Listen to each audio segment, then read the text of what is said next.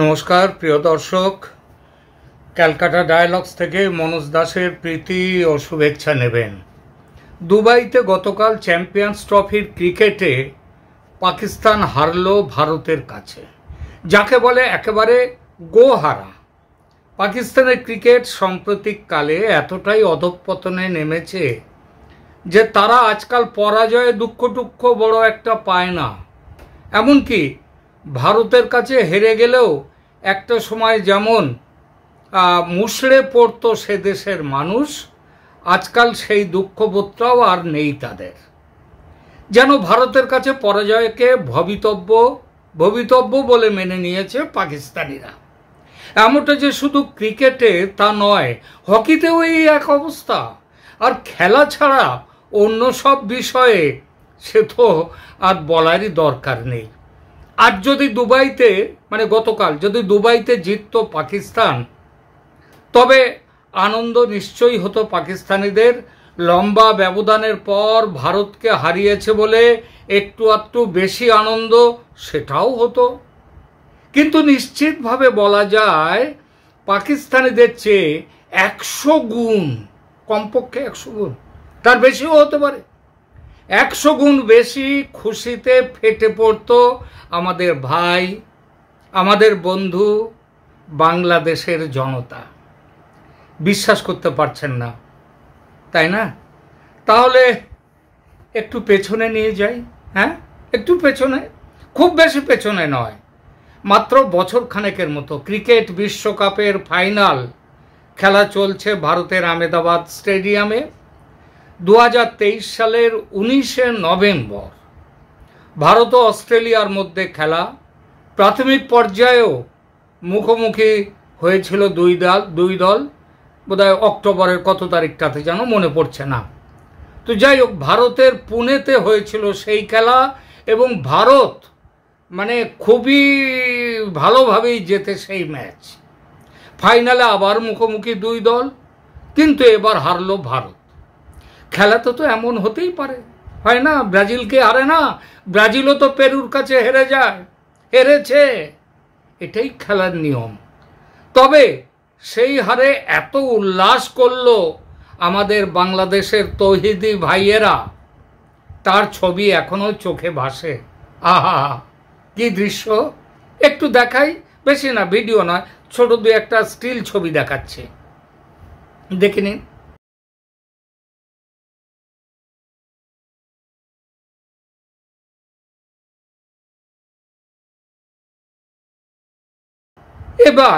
এবার ছবি ছেড়ে একটু খবরে যাই। স্পোর্টস নাও সংবাদ সংস্থা ভারতের সেদিনের হারের 2023 নভেম্বর সেই হারের হেডিং দিয়েছে এইভাবে: Bangladesh fans celebrate India's defeat in ODI world cup 2023 final, video goes viral. অর্থাৎ বাংলাদেশের ক্রিকেট ফ্যান বাংলাদেশের যারা ইন্ডিয়ার পরাজয়ে যা কম্ম করেছে তার ভিডিও ভাইরাল হয়ে গেছে। ইন্ডিয়া টুডে পত্রিকায় খবরের হেডিং দিয়েছিল কি, একটু দেখে নিই। World cup videos spark debate on anti India sentiment in Bangladesh. অর্থাৎ বাংলাদেশে ভারত বিদ্বেষ, তার ছবি খুঁজে পাওয়া গেল ওয়ার্ল্ড কাপে তার ভারতের পরাজয়ের ফলে। খবরের ভেতরে বলা হয়েছে বাংলাদেশের যুব শ্রেণীর একটা বড় অংশ ভারতের পরাজয়ে কি ভীষণ উৎফুল্ল হয়েছিল তার খবর। ঢাকা বিশ্ববিদ্যালয়ে সেদিন জায়ান্ট সাইজ টিভি স্ক্রিন লাগানো হয়েছিল। ভারত একটু করে এগোচ্ছে পরাজয়ের দিকে, আর সোল্লাসে ফেটে পড়ছে দর্শকদের বিপুল সংখ্যক দর্শক। এবং যখন হেরে গেল ভারত, তখন তো চারদিকে উদ্দাম নৃত্য। বেশ কিছু দর্শকের সঙ্গে কথা হয়েছিল এই রিপোর্টারদের, জিজ্ঞেস করা হয়েছিল, আপনাদের এত আনন্দ কেন? আপনারা তো ছিলেন না মাঠে। তার উত্তরে একজন দিচ্ছেন, আনন্দ ভারত হেরেছে বলে। I hate India the most I am happy that Australia won in India. মানে তিনি বলছেন আমি সবচেয়ে বেশি ঘৃণা করি ভারতকে, এবং আমি খুশি যে অস্ট্রেলিয়া ভারতে বসে ভারতে খেলে এই ম্যাচ জিতেছে। আর এক দর্শক তার মন্তব্য, ভারত তো যেতে ম্যাচ ফিক্সিং করে যেতে। এইসব গাধাদের কি বলবেন, ভারত নাকি ম্যাচ ফিক্সিং করে যেতে। আর এক দর্শক বলেছিল we are celebrating Eid today, we are celebrating Eid today, মানে আজ আমরা ঈদের আনন্দ সেলিব্রেট করছি। আর এক দর্শক তার কথা, বাংলাদেশ যদি বিশ্বকাপ জিতত তাতেও এত আনন্দ পেতাম না যতটা পেয়েছি ভারতের হারে। আর এক দর্শক তার মন্তব্যটাও একটু শুনিয়ে দিই। তিনি বলছেন আমরা সবাই চেয়েছিলাম, যারাই হাজির ছিলাম ওখানে সবাই চেয়েছিলাম ভারত হারুক। এই সবাই বলতে কতজন যারা ওখানটায় উপস্থিত থেকে ওই খেলা দেখেছেন কিংবা অন্যত্র, তারা ছাড়া কি দেশে আর কোনো লোক ছিল না বাংলাদেশে? এই সবাই বলতে কতজন তার ব্যাখ্যা দিয়েছেন বাংলাদেশের এক নামী অভিনেতা চঞ্চল চৌধুরী, এবং তার কথাও সেই সময় ভাইরাল হয়েছিল। তিনি বলেছিলেন এক সাংবাদিকের প্রশ্নের জবাবে, ভারত বিদ্বেষী মানুষ কম নেই বাংলাদেশে। মুক্তিযুদ্ধের বিরোধী যেমন অনেকেই, তেমন বহু মানুষ মুক্তিযুদ্ধকে সমর্থনও করেন। 20 কোটি মানুষের মধ্যে কতজন ভারত বিদ্বেষী সেটাও প্রশ্ন। তবে চঞ্চল চৌধুরীর মতো মানুষরা তো আর রাস্তায় নামেন না বা রাস্তায় নামেননি, তাই আমরা শুধুই দেখেছি ভারত বিরোধীদের উল্লাস। যেমন এই 2025-24-এও দেখলাম যারা ছাত্র, যারা জনতা বলে যারা নেমেছিল, তারা বাংলাদেশের রাস্তায় নেমেছিল শেখ হাসিনার বিরুদ্ধে। তারা বাংলাদেশের কত সংখ্যক মানুষ, কত শতাংশের মানুষ তারা। বেশি বলে লাভ নেই, বাংলাদেশিদের সেই আনন্দ দেখলে অস্ট্রেলিয়ার লোকজনও নির্ঘাত চমকে যেত, ভাবতে বসত এই উল্লাস উহারা কেন করিতেছে? উহারা তো আমাদিগের দেশের মানুষের ঔরসে জন্ম লইয়াছে বলিয়া মনে হয় না। তাহা হইলে কেন উল্লাস করিতেছে তাহারা অস্ট্রেলিয়ার জয়ে? না, ওরা অস্ট্রেলিয়ার জয়েতে উল্লাস করছে না, ওরা ভারতের পরাজয়ে উল্লাস করছে। আর ওরা অস্ট্রেলিয়ার সাহেবদের ঔরসেও জন্মগ্রহণ করেনি। তবে কাহাদের ঔরসে জন্ম হইয়াছে ওহাদের, সেটা নিয়ে কিন্তু প্রশ্ন উঠতেই পারে।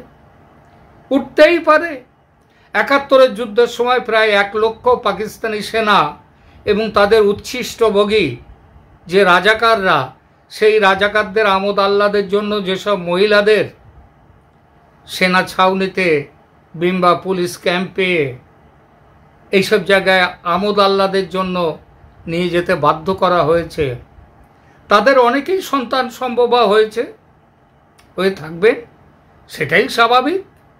আর পূর্ব পাকিস্তানের তদানীন্তন গভর্নর জেনারেল নিয়াজি, তিনি তো বলেই দিয়েছিলেন তার সেনাদের, একবারে ঢালাও ছাড় দিয়েছিলেন যে যত পারো বীজ রেখে যাও, সিড রেখে যাও, বীজ রেখে যাও, যাতে আমরা চলে গেলেও আমাদের রক্ত থাকে বাংলা এই দেশে, পরে যাতে ফিরে আসতে পারি,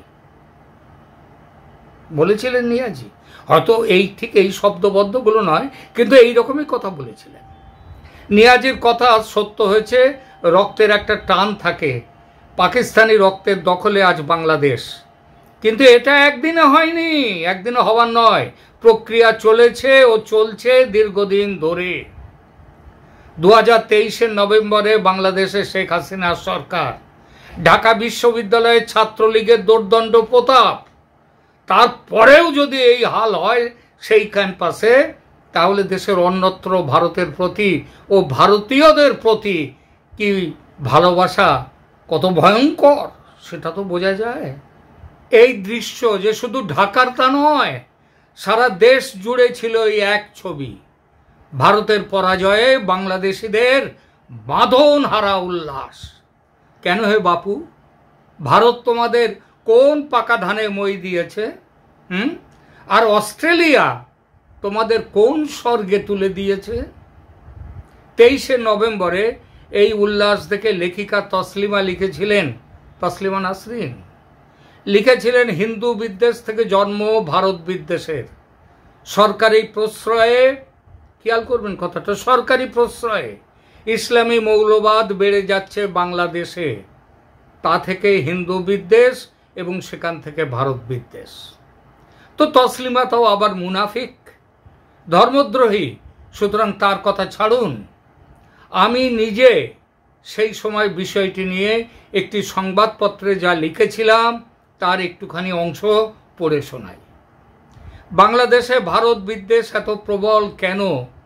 শেখ হাসিনাকে আমাদের ভালো বন্ধু বলে জানি, কিন্তু তিনি ক্ষমতায়, অথচ ঢাকার বুকে এত বিদ্বেষ ভারতের প্রতি, যেটা আমরা দেখলাম। 71-এ ভারত না থাকলে পৃথিবীর মানচিত্রে বাংলাদেশ বলে কোনো দেশের জন্ম হতো না। একটি রাষ্ট্র হিসেবে ভারতের কাছ থেকে যে সাহায্য, সদ্ভাবনা এবং বাংলাদেশ তার সপক্ষে যে সাহায্য পেয়েছে ভারতের কাছ থেকে, তা আর কারো কাছে পেয়েছে? কোনো দেশের কাছে পেয়েছে? তবুও কেন এত বিদ্বেষ? কেউ বলছেন সামনেই ভোট, 1.5 মাস পর, মানে জানুয়ারি 2024-এ ভোট, তাই ভোটে ফায়দা তুলতে, অ্যান্টি ইন্ডিয়া সেন্টিমেন্ট উস্কে দিতে এটা করছে বিশেষ গোষ্ঠীরা। কেউ বলছেন দেশের জনগোষ্ঠীর ভেতর একটা পাকিস্তান প্রেম থেকে গিয়েছিল প্রথম থেকেই, তার থেকে জন্ম এই ভারত বিরোধিতা। কেউ বলছেন হিন্দু বিদ্বেষ থেকে ভারত বিদ্বেষ, এই ধরনের সব ব্যাখ্যা আর কি। হিন্দু বিদ্বেষ থেকে ভারত বিদ্বেষ অবশ্য একটা কারণ, কিন্তু দেশে এখনো প্রায় 3 কোটি হিন্দু আছে, এটা মনে রাখতে হবে ইসকনের হিসেব অনুযায়ী। আর আওয়ামী লীগের একটি ধর্মীয় সহনশীলতার ইতিহাস আছে। গত 15 বছরে হিন্দুর সংখ্যা কমেনি বাংলাদেশে। তাহলে আমার মনে হয় এর পেছনে আছে দুটো কারণ। এক, আন্তর্জাতিক রাজনীতি, চীন ও আমেরিকার ভারত বিরোধী প্রচার, পাকিস্তানের ভূমিকা, এবং 2, মেক্সিকান সিনড্রোম। 2-এর মধ্যে প্রধান হচ্ছে এই দ্বিতীয়টি। মানে কি কথাটার? মেক্সিকান সিনড্রোম, 2 প্রতিবেশী দেশ ধরুন, একটি ছোট একটি বড়। যে ছোট তার মধ্যে একটা সহজাত হীনম্মন্যতা বোধ থাকে, ভাবে আমি কেন ছোট আর ও কেন বড়, আমি কেন ওর মতো এত টাকা করতে পারছি না, এত বড় বাড়ি করতে পারছি না, আমি সালা কেন এত নিচে। শুধু এটা হলো তেমন দোষের ছিল না। এই ভাবনা থেকে, অর্থাৎ এই হীনম্মন্যতা বোধ থেকে আসে হিংসা। যে বড় তার ভালো কাজও সন্দেহের চোখে দেখে ছোট। ও আমাকে সাহায্য করতে এসছে, সালাদের ধান্দা আছে। আমাদের স্বাধীন করতে এসছে, না না, পাকিস্তানকে টুকরো করতে এসছে। আমাদের ব্যক্তিগত জীবনে এই আনন্দের বহিঃপ্রকাশ করা হয়, যারা ছোট তারা করে, কিন্তু করে লুকিয়ে। কিন্তু রাষ্ট্রীয় ব্যবস্থায় লুকিয়ে করে না। বিশেষত যেসব দেশগুলো বোকা হাদারাম, যাদের মাথায় বসে থাকে এবং তাদের শিক্ষা পেয়ে এই বেড়ে ওঠে, যেমন আছে বাংলাদেশ, তারা এরকমটা করে এবং ভবিষ্যতেও করবে, নিশ্চিন্ত থাকুন। এটাই হলো মেক্সিকান সিনড্রোম। প্রসঙ্গত জানিয়ে রাখি কেন এর নাম মেক্সিকান সিনড্রোম। এই শব্দটি প্রথমে মার্কিন যুক্তরাষ্ট্র আর মেক্সিকোর মধ্যে যে সম্পর্ক সেটা বোঝাবার জন্য ব্যবহৃত হয়েছিল, যা আজ বিশ্বব্যাপী প্রযোজ্য। মানে মার্কিন যুক্তরাষ্ট্র খুব বড় আর মেক্সিকো তার থেকে সেই তুলনায় ছোট, তাদের কিছুই নেই প্রায়, সুতরাং তারা দলে দলে আসে যুক্তরাষ্ট্রে। এখন তাদের আবার ঘাড় ধরে বের করে দেওয়া হচ্ছে। তো এইটা থেকেই ওই মেক্সিকানদের, তাদের মূল শত্রু হচ্ছে ওই আমেরিকা। ঠিক যেমন বাংলাদেশ থেকে 2.5 কোটি 2 কোটি 2.5 কোটি বাংলাদেশি ভারতে এসছে, কিন্তু যারা ভারতে থাকে, ভারতে খায় অবৈধভাবে এসে, তারাও দেখবেন কথায় কথায় ভারতের বিরুদ্ধে বলে। এই বিশ্বভারতী শান্তিনিকেতনে যখন এই বাংলাদেশ নিয়ে এই গোলমাল হচ্ছিল, তখন ভারতের বিরুদ্ধে একজন ওখানকার শান্তিনিকেতনে পড়তে এসেছিল একটি ছাত্র, সে ভারত বিরোধী মন্তব্য করে, তার জন্য তাকে বহিষ্কার পর্যন্ত করে ভারত। তো এই হচ্ছে মেক্সিকান সিনড্রোম। আজ 2025-এ খুব কষ্টে আছে বাংলাদেশের সাধারণ মানুষ। এটা নেই, সেটা নেই, চাকরি নেই, খাবার নেই, এই শুধু নেই আর নেই। দলে যারা যাচ্ছে আছে তাদের অনেকেই সেবার 2023-এর ওই বিশ্বকাপ ফাইনালে ভারতের পরাজয়ে উদ্দাম নৃত্য করেছিলেন। কি কেউ করেননি? এরকম তাদের দলে এখন নেই, মানে যারা এখন খেতে পাচ্ছেন না তারাও তো সেদিন নেচেছিলেন।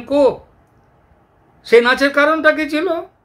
ভারতের পরাজয় ছিল, সঙ্গে ছিল শেখ হাসিনার শাসনে হাতে কাজ, পকেটে টাকা, পেটে খাবার, মাথার উপরে ছাদ, ফলে মনে ছিল আনন্দ।